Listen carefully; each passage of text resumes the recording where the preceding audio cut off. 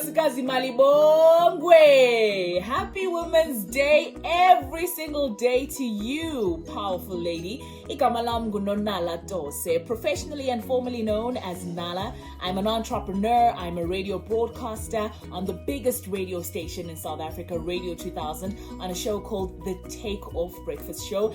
And I'm also a motivational leadership trainer and speaker on John Maxwell Leadership Team. Now, I am as excited about the future as I am as concerned, and I'm sure you are too, right? We're living in unprecedented times. Without a doubt, this whole lockdown, the pandemic itself, came to us like a thief in the night, literally, right? And we're in a place now where we are either swimming or sinking, and I want you to swim.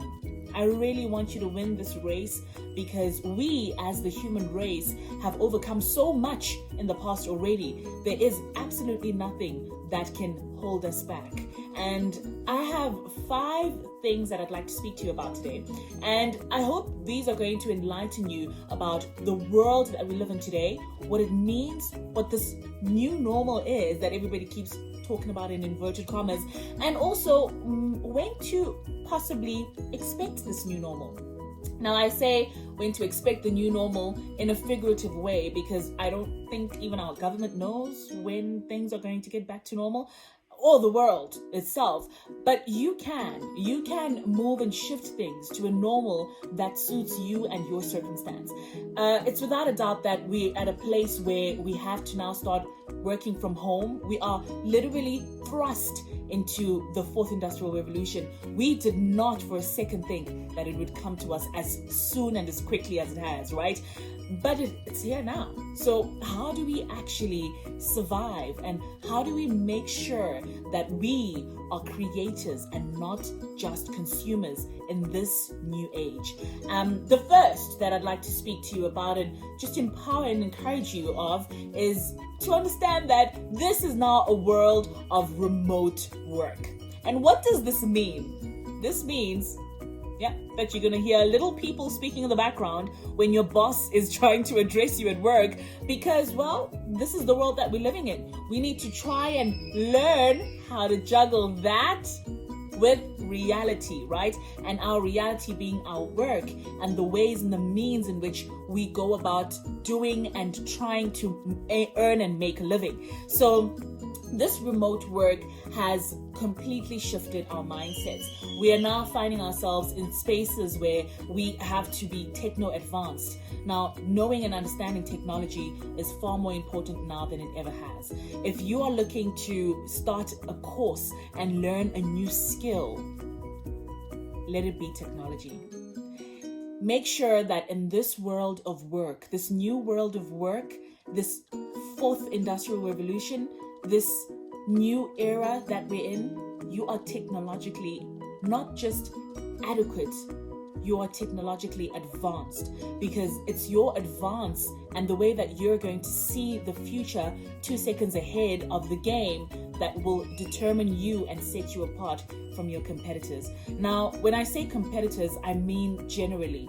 You are competing with yourself, you're competing with your colleagues, you're competing with the companies that compete with your company, you're competing with the next person who is, just doing whatever it is that you're doing. I know as I'm creating this content right now, I'm competing with someone who's creating this content, the exact same content, right?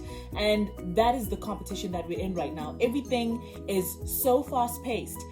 It is instant. It is as though we're putting our lives into microwaves and clicking a button and voila, it's all just coming to life. So make sure that in this new world of work, you are technologically advanced. And the second that I'd like you to be aware of, especially if you are somebody who works, I know that not all of us are going to be business owners. Actually, not all of us are cut out for business, and that's fine. That is perfectly okay. Just understand that in this new world of work, if you are looking to still be employed by somebody, make sure you are highly employable. This is a buyer's market in the employment industry. Now, what I mean by this is that over the last couple of years, up till now, it has been a seller's market. So you have been selling yourself to all of these employers, right? As an employee. And these employers have been having so much trouble trying to scrabble for the same talent, and talent getting poached from one company to the other, and counter offers here and there. It's not like that anymore. As soon as the lockdown was implemented, we saw that a lot of people had to sit and stay at home. A lot of them were rendered redundant in their jobs. The companies didn't need them anymore as much as they used to. And so when things are back to this normal, will they still need them? Will there still be an office? Those are the questions that are going on in our minds. And in order for you to be able to be ahead of that, you need to make sure that you're empowering yourself. Give yourself that development. Invest in yourself. Take that course, that digital course. Take that course. Make sure that you empower yourself. Right now, the internet is flooded with free courses where you can develop skills that you might not even know. You are able to use the platform that you have, which is on social media, to create content that is specific to what it is that you do. Whatever it is that you are good at, whatever skill that it is that you excel in, you can tell and teach people about it. Let them know and understand that you do not have to live in a little box just because you work in a box, maybe at a call center. You can teach people how to speak, how to use their voices to be heard on the other side, right? How to have phone etiquette. There's so many ways in which you can take your skills and talents and turn them into not just, an opportunity for other people to learn, but into money, because people will pay for that if you do put your mind to it. The third rather, is that the employee's mental health, your mental health, is very important. Now, I have a background in psychology. I studied psychology and psychology and industrial psychology. So both are majors that I have studied as under my Bachelor of Social Sciences degree. And I understand fully that what I was taught in psychology is not what everybody knows where mental health is concerned. I, for one, would have broken down into pieces. I would have been shattered by now with all the things that I have been through in my personal life had I not been given the skills that I was given in psychology. And I want you to understand that even psychologists have psychologists. So who are you not to have someone to speak to? Who are you not to have a professional sounding board to say, I need help? You need people.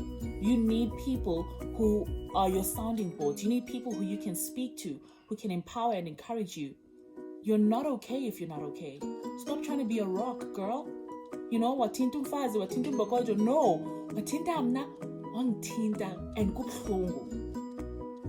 So make sure that if you are able to speak to a social worker, a psychologist, a professional in your field, somebody who who has your best interest at heart, speak to those people. Those people will be able to help you get out of that rut. You do not deserve to be in that dark place, because this too shall pass.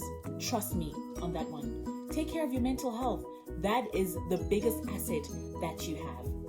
And the fifth is priorities. Now, priorities are being shifted, right? People are no longer thinking the way that they used to think. People are no longer buying the things that they used to buy.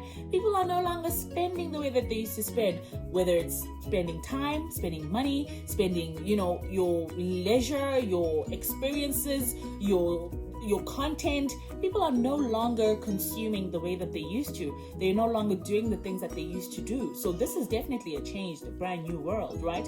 And if you are in the luxury market, you might know that people are probably not buying as much luxury as they used to, because everyone is thinking, I'm not really sure what the future holds, so I'm gonna hold on to this. And rightfully so. I think it's time now for you to not just shift your priorities, but rebuild your priorities. See how you can structure your life in a brand new way that powers you for the next pandemic. We're almost at the end of this one. Trust me, we are at the best part. We are overcoming, we are conquering this COVID-19 pandemic. But with having said that, what have you put in place? What have you prioritized for the next pandemic and the next and the generations to come? So let our priorities be priorities that are far-reaching, not just for our immediate family, but for our generations and generations of generations, right? And finally, what I always love to encourage and say at the end of any of my speeches is my 4-step affirmation. And if you have been to any of my talks, you'll already know that there are four unique, special ways that I make sure that I stay ahead of what I do, no matter what the challenge, no matter what the circumstance, no matter what the hurdle, because it's not easy. It never will be. Sometimes we're lazy, sometimes we're tired, sometimes we're just slacking, right? But sometimes all we need is just a push and a nudge in the right direction. And whenever I need that, I always go back to this one motto that I have, one affirmation, which is the 4-step affirmation, and that is to visualize. Have a vision. Have an end in mind. See it in clear daylight. See it in living color. Think in color when you think of your dreams, when you visualize and you see yourself in a particular place. Close your eyes and think, where are you? What are you doing? Who are you with? How are you doing this? Why are you doing this? Right? And that is your end in mind. That is where you're headed to. And where your mind goes, your body will sure follow. And planning is the most important thing. There's a proverb by who knows that goes, if you fail to plan, you plan to fail. So make sure you put those plans in place. What plans are you putting in place for the future, for this new normal? What plans will suit your current state, your current situation? Don't sit there and wallow in self-pity, which is something that we can do so much of, girls and ladies. Let's make sure that you find that inner 3-year-old. You know that inner 3-year-old that is ever joyful, that is ever happy, even when things are dull, even when I fall, I get up and I laugh like I didn't just fall. Be that eternal 3-year-old inside, that when even the darkest place that you find yourself in, you're able to take yourself out of there by simply smiling and looking to a brighter future. And you can do that. You can absolutely do that by planning.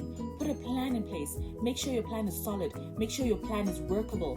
And share your plan with the people that you're with the people that you love, with the people that you live with and share your life with. Share your plan. Tell them that this is my plan. And some might understand. Some might not get it. Some might even laugh at you. It's okay. I'm not in a race with you, okay? I'm in a race with time. And every single day that I've been given on this earth is a day worth spending. So I will go out there and I will work my plan. Work your plan, girl. And the third is pray. Oh, this has changed my life. Now, I'll take you back a couple of years. This visualize, plan, pray. I haven't gone to the 4th one, so I'll just stop there. This was a 3-step affirmation, now that it's a 4-step affirmation. But something happened in my life in my mid-20s that shifted it totally flipped my life over. And I got to know and understand God in a different way, a completely different way. I understood that God is my friend, God is within, God is all around, He's omnipotent, omnipresent. She's omnipotent, omnipresent, because God is everything. God is everywhere. And you cannot specify God to a particular gender, I always say. But what I'm saying is, when I found and I met God afresh and I had a brand new relationship with God, I realized that there's actually nothing that happens without prayer. Prayer and the way that the Bible says prayer is so important, and it's important for you not to pray within, but to actually speak it to existence, is you call it. You say it, you put it out there, you call it into existence. It is bound to happen. And that kind of faith is a faith that moves mountains. And I want to encourage you to have that faith. Have that faith that will move that mountain. And do that through prayer. Pray all the time. Speak to God all the time. Prayer should not be formal. Prayer should be you speaking to God like God is your friend, like God is your confidant.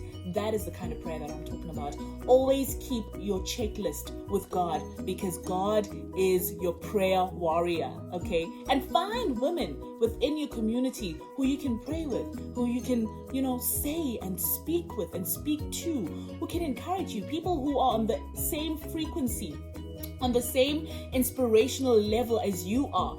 Find those people. Find people who inspire you, not people who bring you down. Yes, you need those people who are going to, keep you in check, but also keep them in check if they keep, bringing you down, because you need people who will constructively criticize you, but not criticize you to destroy you. And the fourth, the final, and one of the most important is achieve. I think this is something that we as women do not do a lot. We do not celebrate our achievements. Why? Why are we not celebrating our achievements? If you don't celebrate your achievement, who will? Right? Yes, you're a multi-award winning broadcaster. Yes, girl, that's you. Yes, you are an inspiring businesswoman. You are a highly successful businesswoman. You are a world speaker. You are a global entrepreneur. You are a world-class broadcaster. You are a world-class mother. That's who you are. Believe that. Live that. Say that. Every time you introduce yourself, say one nice thing about yourself. That is what I want to encourage you to do from here on. Every single time you introduce yourself to somebody, say something great about yourself. So what if they think you're arrogant? Actually, they won't. They will look up to you. They will think you are pretty inspiring, because that inspires me. I love to see people celebrate their achievements, because it helps you achieve even more, right? And we find that men do that very easily.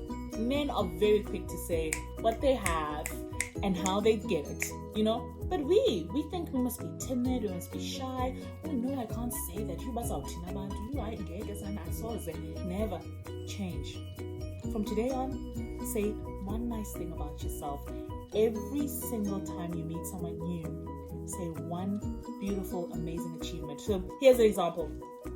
Hi, my name is Nala and I'm an award-winning broadcaster. Right? So what? That's who I am. If I'm in that space and I'm talking about radio, that is what I'm going to highlight. Highlight your achievements. Highlight your achievements.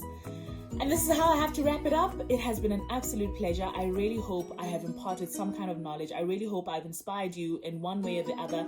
I too am learning here. This is a learning curve for all of us.